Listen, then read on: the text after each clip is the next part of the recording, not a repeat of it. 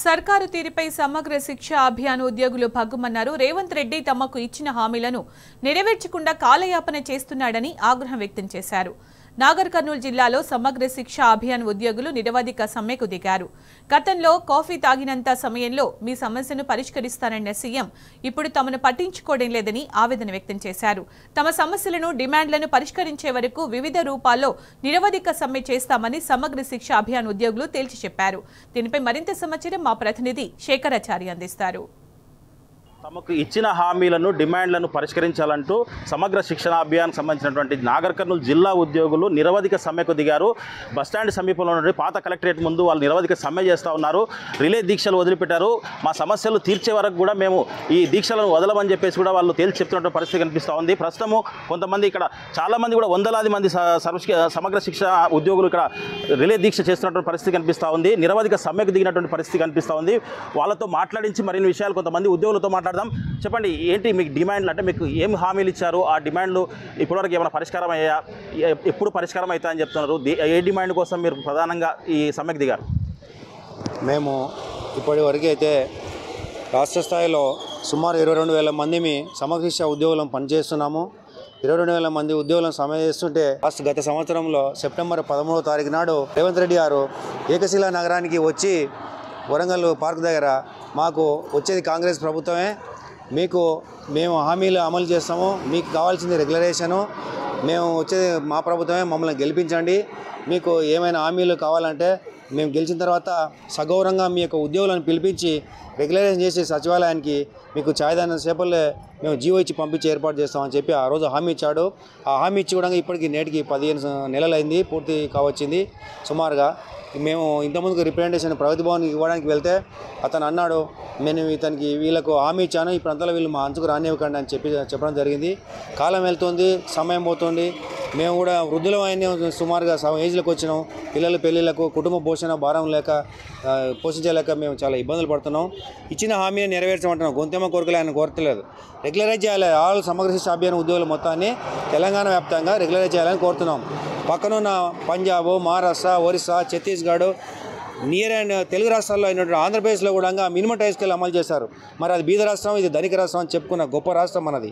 ఇలాంటి సీఎంలు ఎంతోమంది వస్తున్నారు, పోతున్నారు. వాళ్ళ రాతలు మారుతున్నాయి కానీ మా తలరాతలు మారట్లేదు. కాబట్టి ఇచ్చిన హామీ నెరవేరే వరకు మాత్రం మేము ఈ శిబిరాన్ని వదిలిపెట్టలేదు. ఆయన మాకు టైం స్కేల్ కానీ రెగ్యులేషన్ కానీ ఇచ్చుడో మా ఉద్యోగాలు పోవుడో తేల్చే వరకు మేము ఈ శిబిరాన్ని విడిచిపెట్టదలుచుకోలేదని మేము ఈ సందర్భంగా చేస్తున్నాం.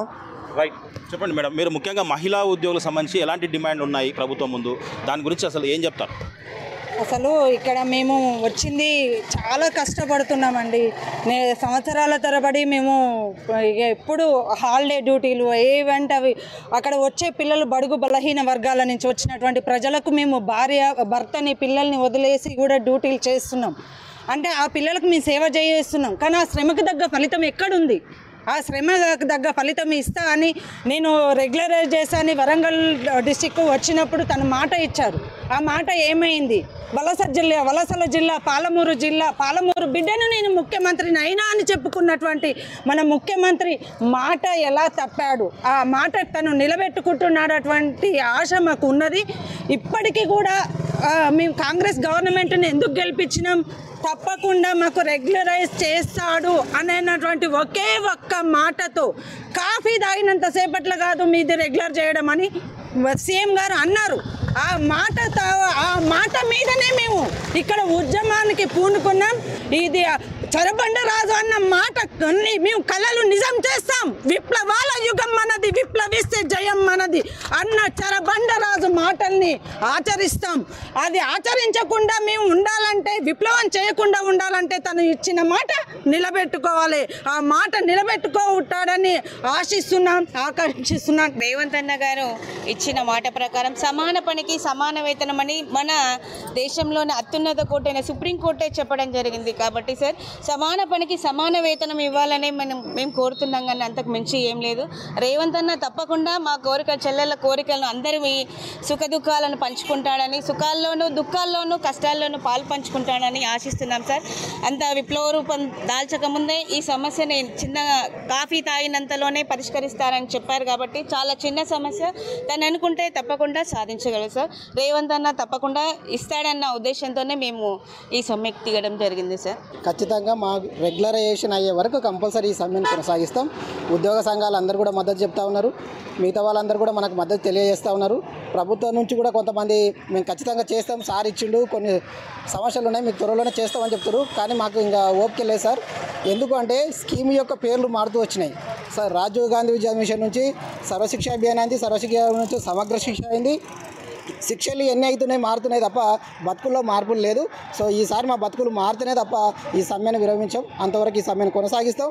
వివిధ రూపాల్లో తెలంగాణ ఉద్యమాన్ని ఎన్నైతే రూపాల్లో మనం ప్రదర్శించినామో రోజు ఒక్కొక్క రూపంలో ఈ ఉద్యమాన్ని ముందరికి తీసుకెళ్తాం. మా సమగ్ర శిక్ష ఉద్యోగులకు అందరికీ కూడా న్యాయం జరిగే వరకు ఈ సమ్మెను కొనసాగిస్తామని రేవంత్ రెడ్డి గారు ఈ సమావేశంలోనే స్పందించి మాకు ఒక జీవోని ద్వారా రెగ్యులరైజ్ చేయాలని కోరుకుంటూ, ఏక పక్షంలో వ్యతిరేక పోరాటానికి ఎంత దూరమైనా పోతాం సార్.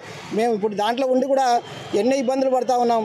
మీరు తీసేసినా సరే, మమ్మల్ని తొలగించినా సరే రెగ్యులరైజ్ చేయాలి, మా బతుకుల్లో మార్పు చేయాలని రేవంత్ రెడ్డి గారికి మరొకసారి విన్నవించుకుంటూ, మొత్తంగా చూసినట్టయితే ఇక్కడ ఇచ్చినటువంటి హామీలే డిమాండ్లను నెరవేర్చామని చెప్తున్నాం. గొంతమ్మ కోరికలు ఏం కోరట్లేదు కాబట్టి తక్షణమే మా డిమాండ్లను నెరవేర్చే వరకు కూడా ఈ నిరవధిక సమ్మెను కొనసాగిస్తాను. లేని పక్షంలో పెద్ద ఎత్తున వివిధ దఫాలుగా వివిధ రూపాల్లో ఈ సమ్మెను ఉధృతం చేస్తామని చెప్పేసి కూడా ఈ ఉద్యోగులు చెప్తున్నటువంటి పరిస్థితి కనిపిస్తూ ఉంది. వీడియో జర్నలిస్ట్ రామకృష్ణతో శేఖరాచారి, టీ న్యూస్, నాగర్ కర్నూలు జిల్లా.